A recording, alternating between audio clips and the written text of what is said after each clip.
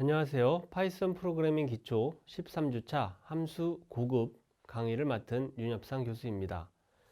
12주차에서 학습한 함수의 활용에 추가하여 이번 시간에는 람다와 내장 함수를 포함하여 함수의 고급 과정을 학습하도록 하겠습니다.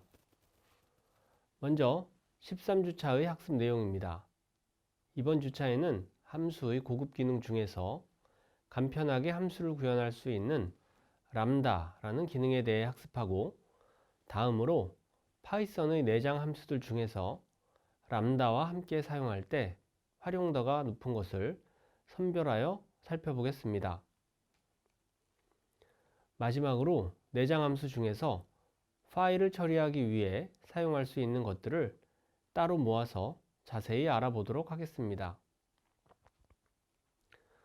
먼저 람다에 대해 학습하겠습니다. 람다는 익명 함수 또는 인라인 함수라고 불립니다. 익명 함수란 이름이 없는 구현체만 존재하는 함수를 의미합니다. 간단히 한 줄로 표시할 수 있는 내용을 람다로 구현하므로 인라인 함수라고 불리기도 합니다. 보통 코드상에서 한 번만 사용되는 기능이 있을 때 굳이 함수로 만들지 않고 일회성으로 만들어서 쓸 때 유용합니다. 예시 코드를 살펴보겠습니다. 두 변수 x, y를 입력받아 x의 y 거듭제곱을 계산하는 기능을 함수와 람다로 각각 구현하였습니다. 두 방식을 비교하면 람다의 사용법을 쉽게 이해할 수 있습니다. 함수를 작성할 때 사용하는 def, return과 같은 키워드와 괄호를 사용하지 않고 람다와 콜론, 매개 변수와 표현식을 사용해서 간단히 함수처럼 동작하는 코드를 작성할 수 있습니다. 복잡하고 지속적으로 사용하는 코드는 함수로 작성하는 것이 유리하고, 일회성으로 사용하고 단순한 기능이라면 람다를 사용하는 것이 더 편리합니다. 람다의 장점이 드러나는 사용법에 대해 학습하겠습니다. 보통 함수를 매개 변수로 전달할 때 함수가 복잡하지 않다면 번거롭게 함수를 정의하는 대신 람다를 사용하게 됩니다. 예시 코드를 살펴보겠습니다. call5times라는 함수는 매개 변수로 전달받은 함수를 5번 반복 호출하는 기능을 하게 됩니다. 별 기호를 출력하는 print star 함수를 매개 변수로 전달할 수 있습니다. 하지만 람다를 사용하면 함수를 정의하지 않고 훨씬 간결하게 코드를 작성할 수 있습니다. 참고로 매개 변수가 없기 때문에 람다와 콜론 사이에 아무것도 입력하지 않았습니다. 파이썬에는 여러 가지 다양하고 유용한 내장 함수가 있습니다. 이번 시간에는 람다와 함께 사용할 때 활용도가 높은 필터와 맵 함수를 소개하도록 하겠습니다. 이 두 함수는 함수를 매개 변수로 받는 특징을 갖고 있습니다. 또한 두 함수 모두 리스트 자료형의 매개 변수를 전달받습니다. 함수가 하는 기능은 그 이름에서 쉽게 유추할 수 있습니다. 필터 함수는 매개 변수로 전달받은 리스트를 함수에 전달하여 리턴 값이 true가 되는 것만을 선별해서 반환하고, 맵 함수는 리스트의 모든 값을 각각 함수의 매개 변수로 대응시켜 결과를 반환합니다. 람다와 함께 필터, 맵 함수를 사용하면 반복문의 사용을 줄이고 코드를 간결하게 작성할 수 있습니다. 먼저 필터 함수부터 살펴보겠습니다. 이름에서 알 수 있듯이 필터 함수는 특정 조건에 일치하는 값을 찾는 기능을 갖고 있습니다. 필터 함수는 두 개의 매개 변수를 사용합니다. 첫 번째 매개 변수는 함수의 이름이고, 두 번째는 리스트 데이터입니다. 매개 변수로 전달되는 함수는 true 또는 false 값을 반환해야만 합니다. 예시 코드를 살펴보겠습니다. 두 개의 함수를 정의하였습니다. 첫 번째는 매개 변수가 음수이면 true, 그렇지 않으면 false를 리턴합니다. 두 번째는 매개 변수가 0보다 크거나 같으면 true, 그렇지 않으면 false를 리턴합니다. 비교 연산자의 결과는 true 또는 false라는 사실을 떠올려 보기 바랍니다. 필터 함수를 호출하는 코드에 함수명 is negative와 list 데이터인 데이터 변수를 매개 변수로 전달하였습니다. 필터 함수는 입력으로 받은 데이터들 중에서 is negative 함수에 대입했을 때 true가 리턴되는, 즉 음수 값인 데이터를 반환합니다. 두 번째, 필터 함수 호출 코드의 의미는 여러분이 스스로 따져보기 바랍니다. 다음으로 맵 함수를 살펴보겠습니다. 이름에서 알 수 있듯이 맵 함수는 데이터를 1대1로 대응시켜서 결과를 계산합니다. 맵 함수도 두 개의 매개 변수를 사용합니다. 첫 번째 매개 변수는 함수의 이름이고 두 번째는 리스트 데이터입니다. 예시 코드를 살펴보겠습니다. add2 함수는 입력받은 매개 변수에 단순히 2를 더해줍니다. 맵 함수를 호출하는 코드에 함수명 add2와 리스트 데이터인 데이터 변수를 매개 변수로 전달하였습니다. 맵 함수는 입력으로 받은 데이터 모두를 하나씩 add2 함수에 전달하여 그 결과값을 각각 계산합니다. 결과적으로 데이터 변수에 있는 모든 값에 2를 더하는 연산을 합니다. 맵 함수를 사용하지 않는다면 for 반복문을 사용해서 리스트의 모든 요소를 순환하면서 2씩 더해주는 코드를 작성해야 합니다. 반복문을 작성하는 것보다 간결하게 코드를 작성할 수 있다는 것을 알 수 있습니다. 이제 함수 대신 람다를 사용해서 맵 함수와 필터 함수를 호출해 보겠습니다. 람다는 간단하게 함수를 작성할 수 있는 기능이라고 했습니다. 함수를 정의하는 과정을 생략하고 맵 함수와 필터 함수의 매개 변수로 람다를 대입해 보겠습니다. 예시 코드를 보면 어렵지 않게 의미를 이해할 수 있습니다. 프린트 함수의 리스트 함수, 그 안에 맵 함수 또는 필터 함수가 들어있는 구조입니다. 맵 함수와 필터 함수의 매개 변수로 람다와 데이터 리스트를 전달하고 있습니다. 계산 결과는 앞에서 함수를 정의하고 함수를 전달한 것과 동의합니다. 맵과 필터 함수를 람다와 결합하면 반복문을 사용하지 않고 또한 함수를 정의하지 않고 간결하게 코드를 작성할 수 있습니다. 실습 시간에 자세한 내용과 결과를 확인해 보겠습니다.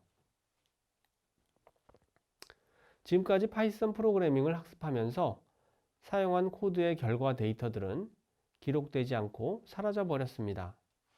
입력 데이터 역시 키보드로 직접 입력했습니다. 하지만 실제는 훨씬 대량의 데이터를 입력받아야 하고 코드를 실행한 결과를 기록으로 남겨야 하는 경우가 더 일반적입니다. 파이썬의 파일 처리 내장 함수를 사용해서 파일을 입출력하는 방법을 학습하겠습니다. 먼저 파일을 사용하기 위해서는 파일을 열어야 합니다. 이름 그대로 오픈 함수를 사용합니다. 파일이 열리면 파일에 데이터를 쓰고 이어쓰고 읽는 작업을 할 수 있습니다. 이처럼 파일을 오픈하는 방식을 모드라고 하고 파일을 열 때 지정해야 합니다. W는 같은 이름의 파일이 있다면 기존 파일을 지우고 새로 파일을 만들어서 기록하는 방식이고, A는 기존 파일이 존재하면 뒤에 이어서 쓰고 없으면 새로 파일을 생성하는 방식이고 R은 파일을 읽기 전용으로 오픈하는 방식입니다. 오픈 함수의 매개 변수로 파일이 위치하는 경로와 파일을 여는 방식, 모드를 전달합니다. 그리고 오픈 함수가 리턴하는 파일 객체를 변수에 담아 파일 처리 작업을 할 때 사용합니다. 파일을 사용하는 작업을 마치면 파일을 닫는 close 함수를 호출해서 파일을 닫아줍니다. 파일을 닫을 때는 파일 객체의 중첩 함수인 close를 호출합니다. 이와 같은 객체의 중첩 함수를 메소드라고도 합니다. 객체 지향 개념 프로그래밍은 파이썬 프로그래밍 기초 과목의 범위에 들어있지 않지만 객체의 내부 함수를 메소드라고 한다는 것은 꼭 기억하시기 바랍니다. 파일을 오픈한 다음 파일의 데이터를 읽고 쓰기 위해서는 파일 객체의 메소드인 read, write 함수를 사용합니다. 예시 코드를 살펴보겠습니다. 먼저 basic.txt 파일을 오픈해서 file1 변수에 파일 객체를 대입합니다. 이후 파일을 읽거나 쓰거나 할 때는 이 파일 객체의 내부에 정의된 함수인 메서드를 사용합니다. 파일의 데이터를 쓰기 위해 file.write 함수를 사용하는 방법과 print 함수의 파일 매개 변수에 파일 객체를 전달하는 두 가지 방법이 가능합니다. 파일 사용을 마치면 close 함수를 사용해서 파일을 닫아줍니다. 이어서 같은 변수에 basic.txt 파일을 읽기 모드로 열어서 파일 객체를 대입해 줍니다. 파일 객체의 read 메소드를 사용해서 파일의 내용을 읽어올 수 있습니다. 마찬가지로 파일 사용을 마치면 클로즈 해줍니다.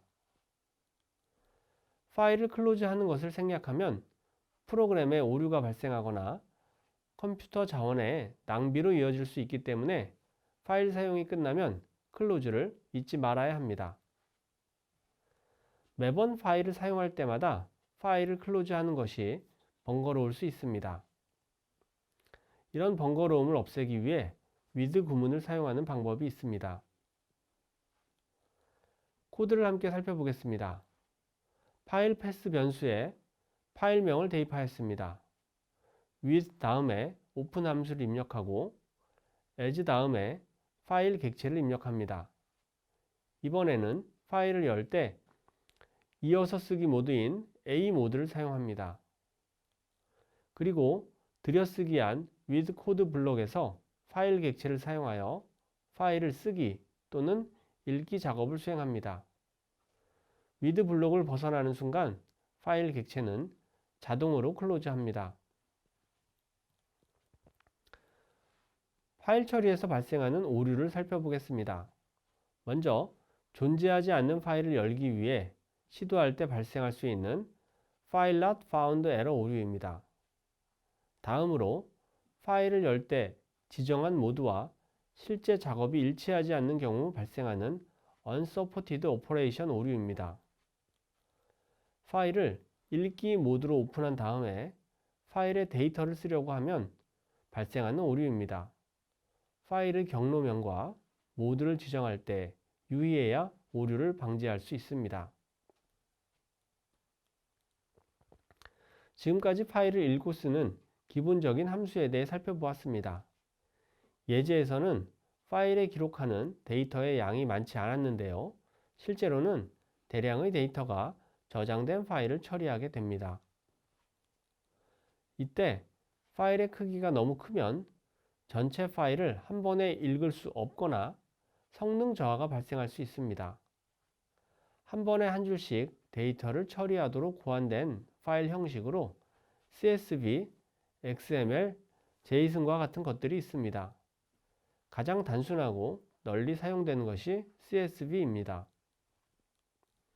CSV는 Comma Separated Values의 약자를 뜻하며 콤마로 구분된 값이라는 의미입니다.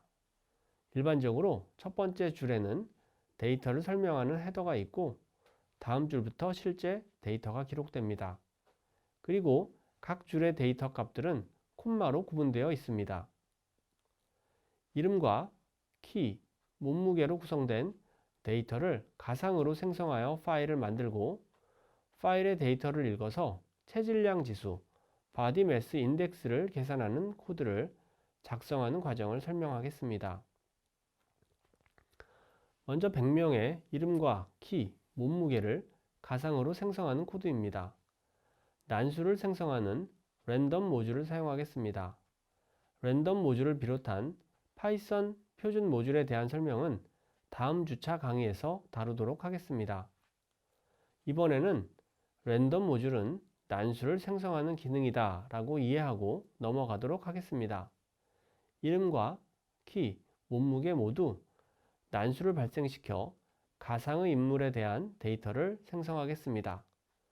먼저 이름은 한국인의 대표적인 성씨 중 하나를 선택하고 이름은 가부터 하까지 글자 중에서 2개를 선택하겠습니다. 키는 평균이 160이고 표준 편차가 15인 정규 분포, 몸무게는 평균이 60이고 표준 편차가 10인 정규 분포에서 각각 생성하였습니다.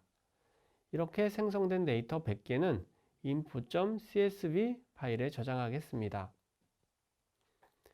다음으로 체질량 지수 BMI를 계산하는 코드를 설명하겠습니다. 먼저 이름, 키, 몸무게가 기록된 파일을 읽기 모드로 오픈합니다. 포문을 사용해서 파일에서 한 라인씩 읽어서 이름과 몸무게, 키를 각각 구분해서 변수에 저장합니다. 이때 strip 함수와 split 함수가 사용됩니다. strip 함수는 공백, 탭 등 빈칸을 제거하는 함수이고 split은 매개 변수로 주어진 문자를 기준으로 문자열을 분리하는 함수입니다. CSV 형식의 파일을 읽어서 콤마로 구분된 값을 파싱하는 과정이라고 이해하면 됩니다. 이렇게 파일에서 데이터를 읽어 변수에 담으면 이후부터는 앞에서 학습한 파이썬의 제어 구조와 연산을 이용해서 체질량 지수를 계산할 수 있습니다. 나머지 코드는 여러분들이 스스로 의미를 파악해서 실행 결과를 예측해 보기 바랍니다. 이것으로 13주차 내용을 모두 학습하였습니다. 이번 주차에서 학습한 내용에서 핵심적인 키워드를 정리하였습니다. 람다, 필터, 맵 함수, 파일 처리 함수, with 구문에 대해 다시 한번 복습해 보시기 바랍니다. 학습 활동 안내입니다. 13주차의 강의 자료 및 실습 자료는 강의 지원 시스템에서 확인하기 바랍니다. 특히 실습 자료를 콜앱에 업로드하여 실습 과정을 따라해 보기 바랍니다. 이상으로 13주차 강의를 마치겠습니다. 수고하셨습니다.